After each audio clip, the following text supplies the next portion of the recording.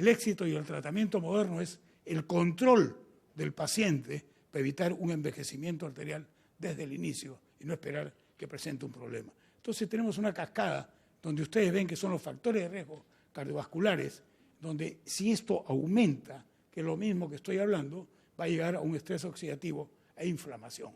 Si nosotros controlamos esto, vamos a evitar que progrese una difusión y una activación endotelial. Si no llegamos al buen control acá, esto va a progresar produciendo alteraciones del sistema nervioso simpático, alteraciones del óxido nítrico, aumento, alteraciones de la angiotensina tisular, mayor endotelina, peroxidación lipídica aumentada. ¿Qué nos lleva a esto? Mayor trombosis, inflamación, apoptosis, a lo cual ya no vamos a ver si hay un daño subclínico en órgano blanco, sino el progreso de daño subclínico en órgano blanco no va a llegar a que se presente un evento que puede ser corazón, vascular, cerebro o riñón o, en fin, vascular sistémico. Esto es, en resumen, toda una cascada que debe ser detenida a tiempo, porque esta es una cascada multifactorial, interactuante, aterosclerótica, y que indudablemente entran los factores de riesgo mayores, como ven ustedes, dilipidemia, no solamente colesterol, tabaco, y el envejecimiento natural que se produce con la edad. Entonces, todo esto es un problema que debemos controlarlo desde el nacimiento. Yo creo que Félix lo ha explicado perfectamente bien. Desde el punto de vista vascular, fíjense ustedes cómo tenemos el endotelio y la reactividad vascular. Este es el vaso. Este vaso va a estar sujeto a problemas de su estructura en la pared, al diámetro vascular, al tono vasomotor, a los cambios que pueden ocurrir, cambios de presión arterial, etcétera, a la velocidad del flujo sanguíneo, que nos pueden marcar mayor deterioro endotelial con placas incipientes tempranas, y por supuesto, de acuerdo a esta fluidez y todo, un desarrollo aterosclerótico que nos va a dar inflamación, trombosis, y ese es el progreso de la enfermedad. O sea, esta velocidad de flujo en un vaso limpio, cuando es lineal, va a ser probablemente de éxito, y es lo que debemos lograr, que no se nos malogre el vaso, porque sí se va a producir más deterioro aterosclerótico. Y lo vemos acá en este vaso normal.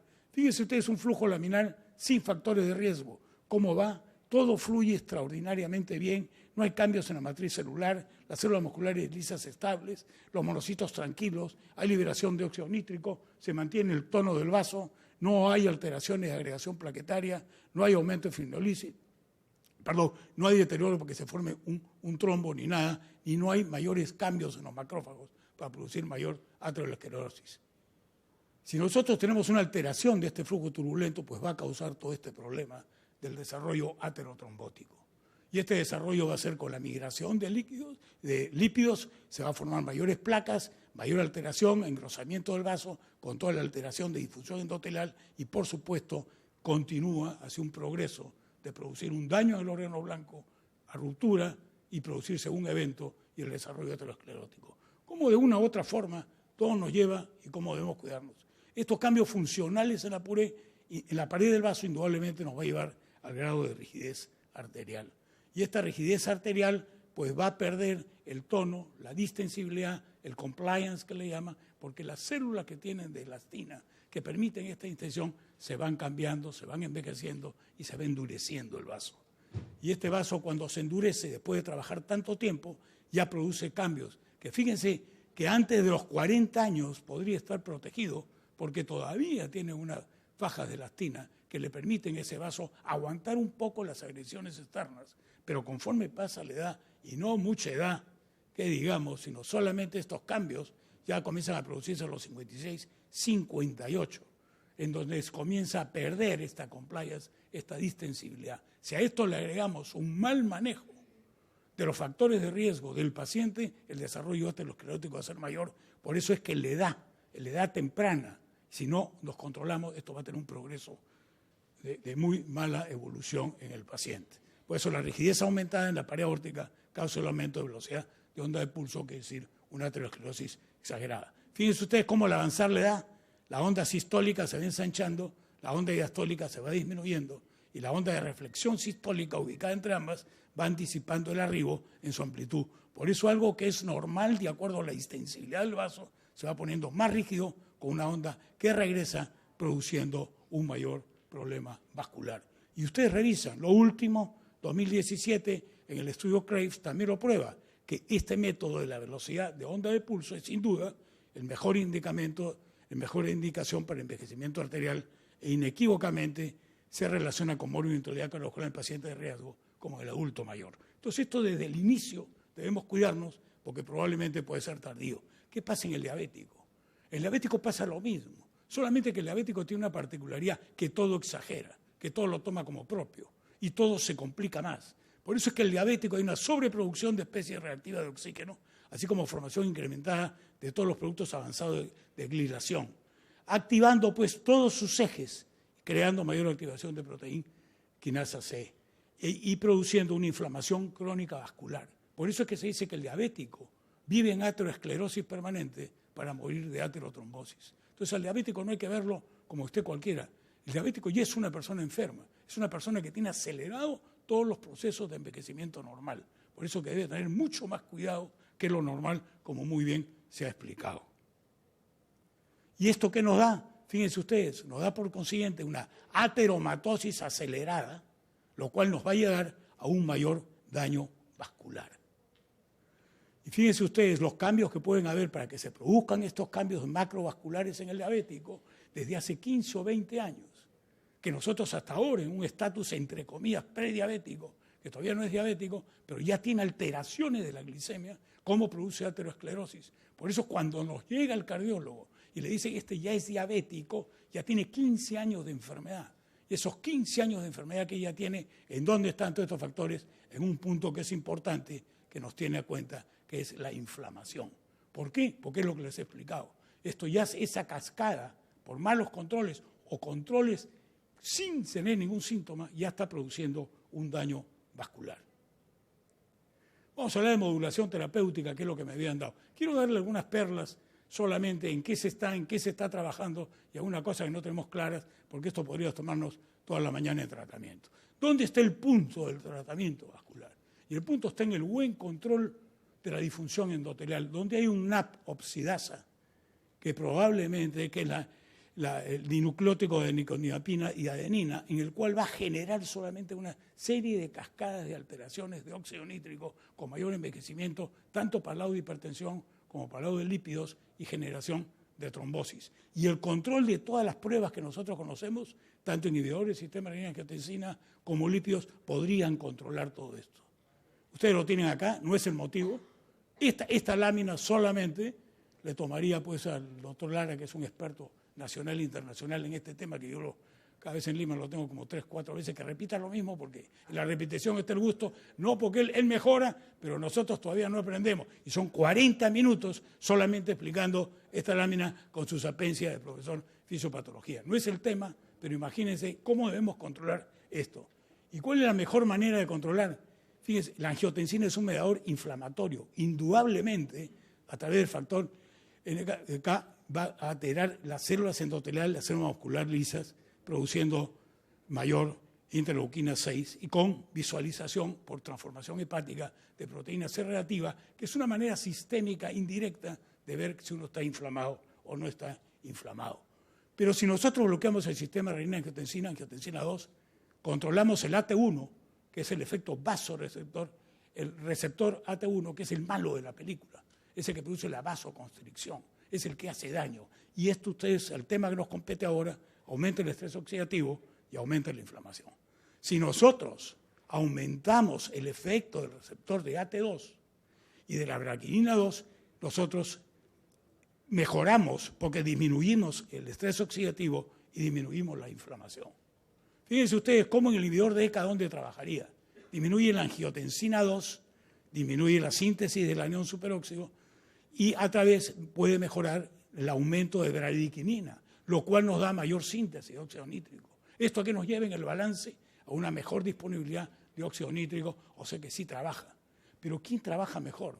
El antagonista del receptor directo de AT1. ¿Por qué? Porque el receptor directo de AT1 mata lo malo de la película, que es la vasoconstricción, que produce el endotelio disfuncional, y más bien activa el AT2 que estamos hablando, el bueno de la película con vasorelajación, y mejora el endotelio vascular. Pero además hay otro factor que también va por ese lado, que es la angiotensina 1,7, que es el nuevo actor protagónico. Este nuevo actor protagónico, a través de la ECA tisular o ECA2 llamado, nos va a activar más la angiotensina 1,7.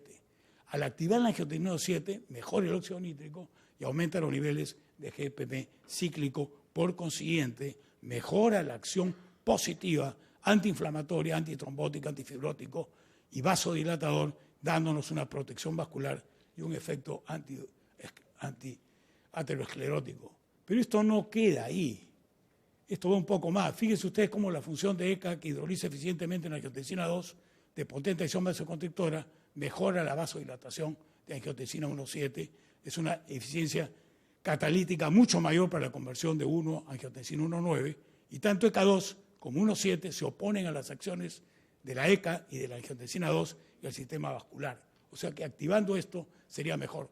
¿Cuál es la visión actual del sistema de renina, angiotensina, aldosterona? También nos tomaría mucho tiempo. Pero esto es lo que hemos hablado, pero hoy día se habla mucho de la alamandina, que probablemente tenga un factor interesante en el manejo de mayor propiedades de angiotensina 1,7 y de la quimasa, rol que era el secundario a cuando se inhibe la formación de angiotensina 2 por el bloqueo de angiotensina 1, angiotensina 2, hay una vía accesoria, una de ellas las quimasas, que vuelve a producir angiotensina 2. Esto que se le daba un factor secundario probablemente es mucho más importante porque podría tener trabajo intracelular.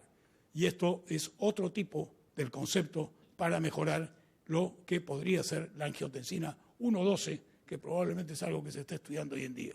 Entonces, esta visión nueva ya no solamente sería en forma externa del bloqueo de los receptores 1, mejorando el AT2, sino probablemente intracelular, en donde la activación de angiotensina 1,12 podría tener un rol importante. La pregunta a estudiar, y que creo que se va a hacer, es cuál de los BRATs o de los SARA2 que actúan en forma sistémica podrían ingresar a la célula y tengan acción en angiotensina 1,12. Todavía no se sabe. Entonces, lo que se dijo hace 40 años probablemente se está poniendo en revisión, como muy bien lo explicó hace poco para ustedes el profesor Ferrario. Las estatinas, fíjense ustedes, no solamente es el bajar el colesterol y los efectos pleiotrópicos de alguna, fíjense todos los efectos que tienen las estatinas como protección importante. Y esto es sumamente importante y ya lo explicó Félix. Entonces no podemos aceptar que salgan niveles a decir colesterol no hace daño, mantener un poco alto el colesterol no importa, o descanse ustedes su colesterol, cuando toda la evidencia clínica lo tienen ustedes puesto acá, desde que empezó el colesterol. Quien tiene menos colesterol y menos LDL sistémico va a vivir más, va a tener menos eventos cardiovasculares, sobre todo infarto del miocardio o problemas de accidente cerebrovascular. Y ustedes llegan hasta lo último. ¿Cómo llegamos a un punto en donde bajando el colesterol vemos bien, el Impruvit nos baja 50 y cuando nos bajan 50 aún es mejor? Y ahora con los PCSK9, como el estudio Fourier nos dice, aún más bajo es mejor. Entonces, ¿hasta dónde llegamos? Pero cuando hablamos hasta dónde llegar, siempre nos decimos, todo entonces es solución de estatinas. No, todo no es solución de estatinas, porque cuando tenemos solución de estatinas, tenemos otro problema, que siempre es un efecto residual que existe en medicina, que no lo cubren estatinas ni otras cosas. Entonces tenemos un 30, 40, 60% o 50% que no está cubierto. Y ustedes lo ven acá. Cómo el efecto residual, que a pesar de haber bajado la inflamación, haber bajado el colesterol a 110, la adicional reducción de colesterol, como fue el Impruvit, que mejoró, y el Fourier, que mejoró hasta un 15%, siempre quedó un efecto residual. Entonces viene el concepto moderno de que no solamente es el efecto directo sobre la droga y bajar el problema, sino que hay un problema inflamatorio agregado que hay que controlarlo. ¿Todos controlan el efecto inflamatorio? Probablemente no todos controlan el efecto inflamatorio. Porque si nosotros mantenemos colesterol bajo, pero con proteína selectiva un poco elevada, entonces no estamos controlando la inflamación. Probablemente los PCSK9 bajaron el colesterol más bajo, pero no me controló la inflamación como veríamos. El Impruvit sí lo demostró un poco, pero hay algo más, sí hay algo más. Pero hay algo más en la época moderna que a dónde iríamos, que es el estudio Cantos, que no lo voy a tocar porque el doctor Joffre lo va a tocar después. Entonces son productos que bloquean directamente una acción de una citoquina inflamatoria como la interleuquina 1B. Pero el éxito de esto es bajo un 15% adicional, pero adicional a pesar del buen control del LDL colesterol. Lo que no se ha hecho es este estudio combinado con PCSK9 y todo. Ya estamos hablando un Ferrari mezclado con Maserati, vamos a la luna y regresamos.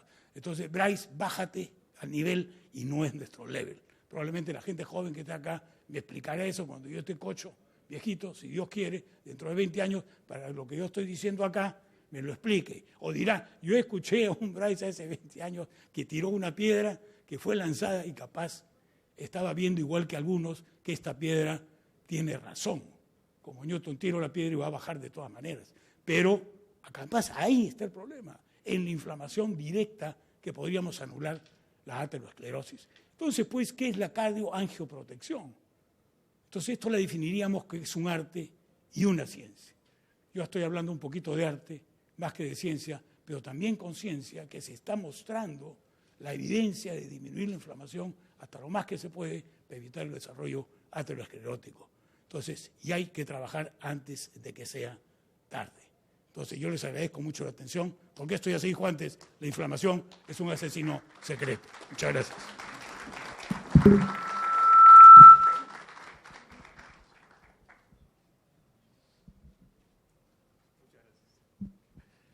Excelente presentación, muchas gracias Alfonso por la disertación. El siguiente ponente que tengo que presentar es el doctor Miguel Flor.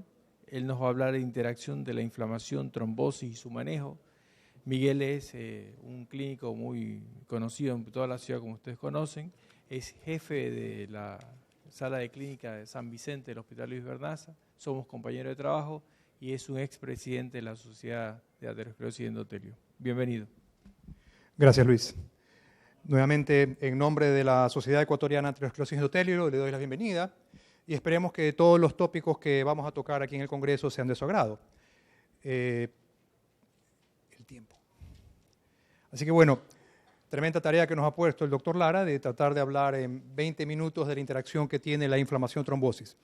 Yo particularmente soy un fanático de las ciencias básicas, así que voy a tratar de explicar desde el punto de vista de las ciencias básicas la interacción de inflamación-trombosis, luego los estudios principales que se han llevado a cabo para ver esta interacción y cuáles son las nuevas opciones terapéuticas que se están planteando para un futuro.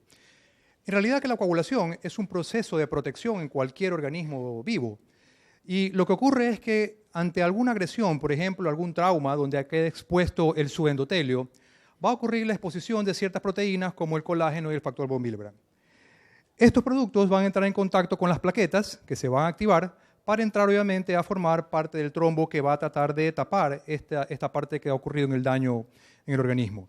Pero al mismo tiempo se expresa el factor tisular. Este factor tisular que va a activar el factor 7, que al unirse al factor 10, junto con el factor 5, lo que se denomina el complejo de protrombinasa, van a activar la trombina, y esta trombina lo que va a activar es el fibrinógeno para formar fibrina y de esta manera reforzar el trombo que se está formando. Esto es lo que ocurre normalmente en cualquier persona que tiene, por ejemplo, algún tipo de trauma, algún tipo de herida.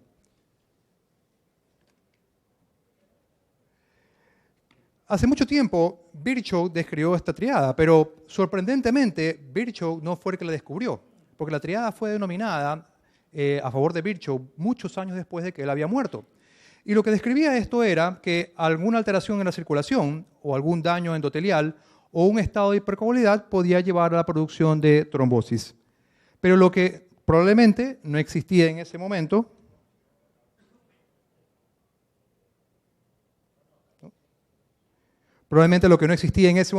eran los parámetros necesarios, los estudios necesarios para poder valorar que dentro de esa producción de un trombo incluía este factor, que era la inflamación, aumentando los estados hipercoagulables o produciendo alteraciones endoteliales. Y entonces el endotelio es el que tiene que llevar un balance entre los factores procoagulantes y los factores anticoagulantes. Factores procoagulantes como el factor tisular y factores anticoagulantes, los tres principales, como la antitrombina, la proteína C que luego se convierte en proteína C activada y el inhibidor de la vía del factor tisular. Cualquier tipo de inflamación, considérese infección, sepsis, enfermedades autoinmunes y lo que se sabe ahora, problemas metabólicos, puede desencadenar inflamación que puede ser aguda o crónica, como le explicaron muy bien mis anteriores compañeros. Y todas estas enfermedades autoinmunes pueden estar relacionadas con procesos de inflamación y desarrollo de trombosis. Lo interesante de esto es que antes uno decía, bueno, los trombos están relacionados con la parte arterial, pero se sabe también que los trombos en estas enfermedades pueden aparecer en la parte arterial o en la parte venosa. Pero lo importante, como dice en este casillo acá, es dependiendo de la actividad que tenga la enfermedad, es decir, del grado de inflamación que existe en el paciente para que pueda desarrollar trombosis en cada una de estas enfermedades. Y como dice en este casillero, lo interesante es que obviamente si un paciente hace un trombo vamos a tener que anticoagularlo. Pero si solamente lo anticoagulamos y no le damos algún tipo de antiinflamatorio, sea un corticoide o un inmunosupresor o actualmente un inmunomodulador biológico, ese paciente va a continuar haciendo trombosis. ¿Y por qué pasa esto?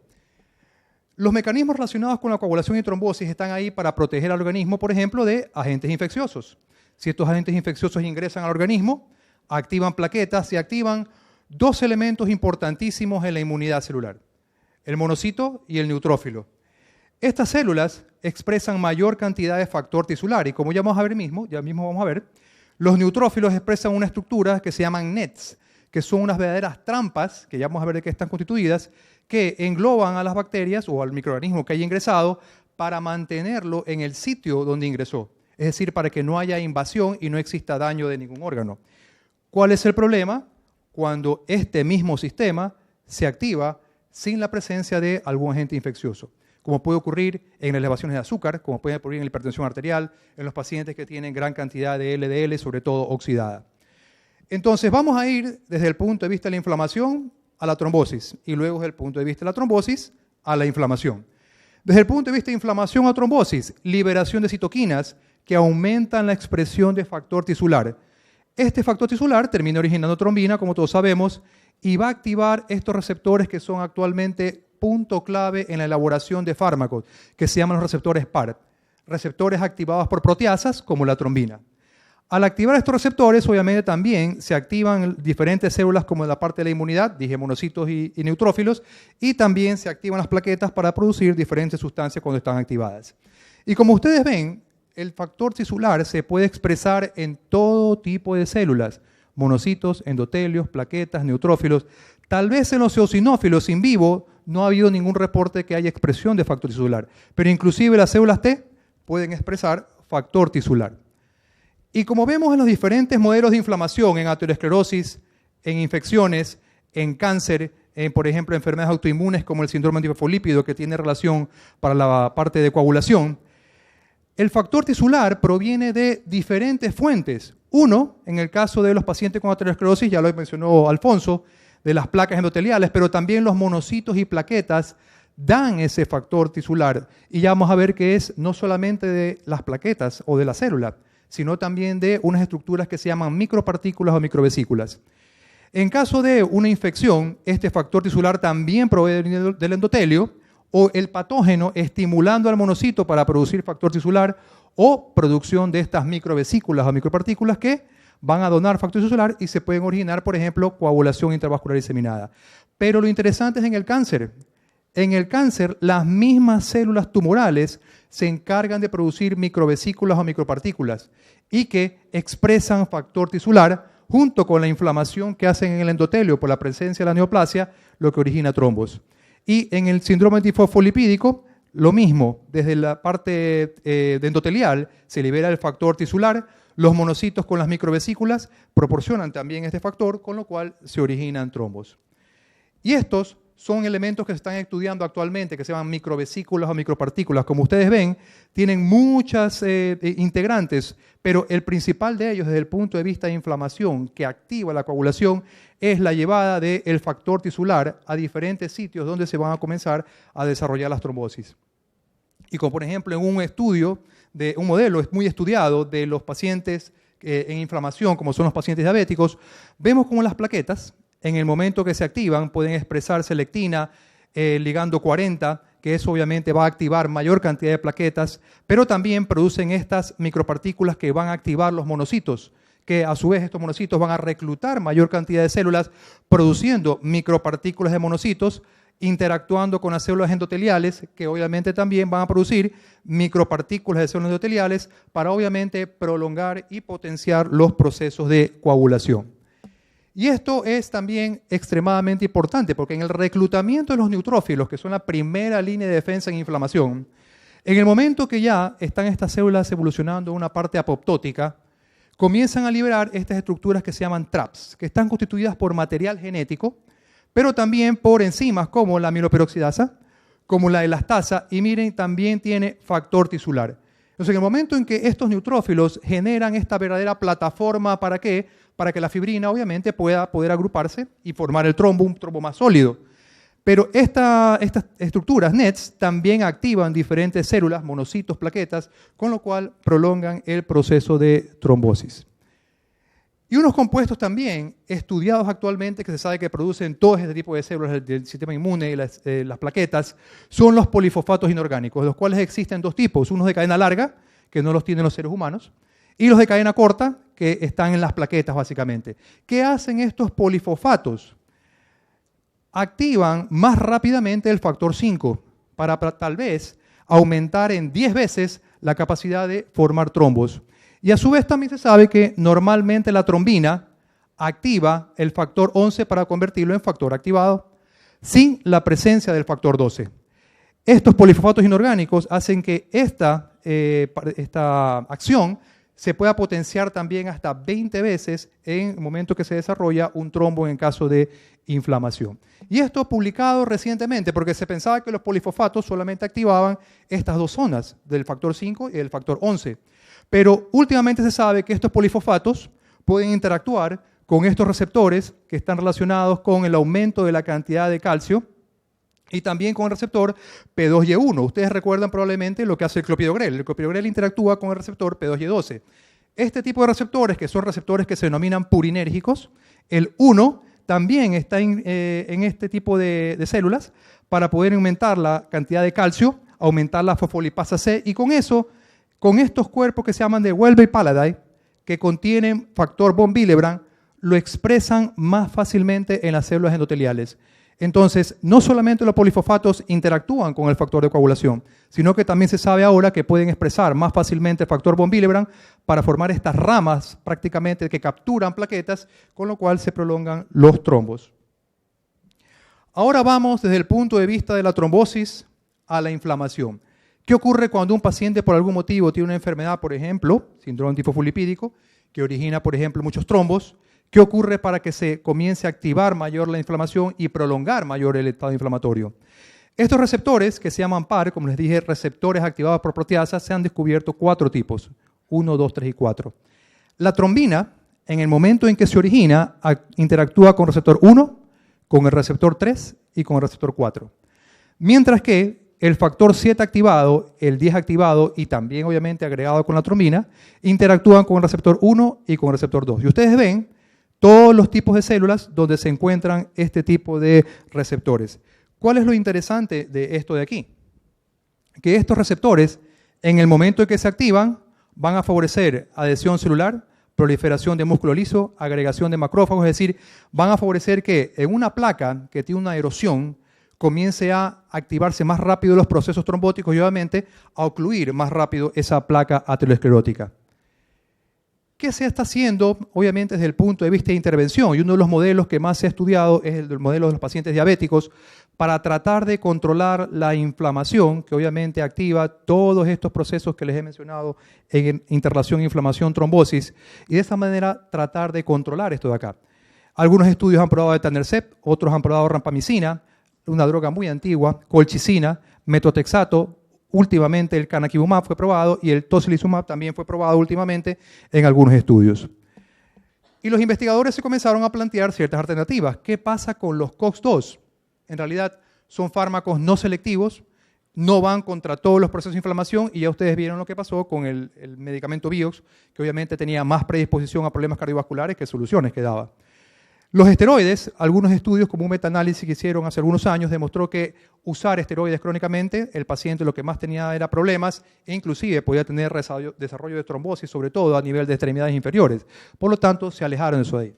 El estudio Júpiter, publicado también hace algunos años, que demostró que las estatinas, como ya mencionó Alfonso, pues son muy buenos antiinflamatorios y uno siempre debería considerarlos en un paciente que tenga algún proceso de desarrollo de trombosis e inflamación.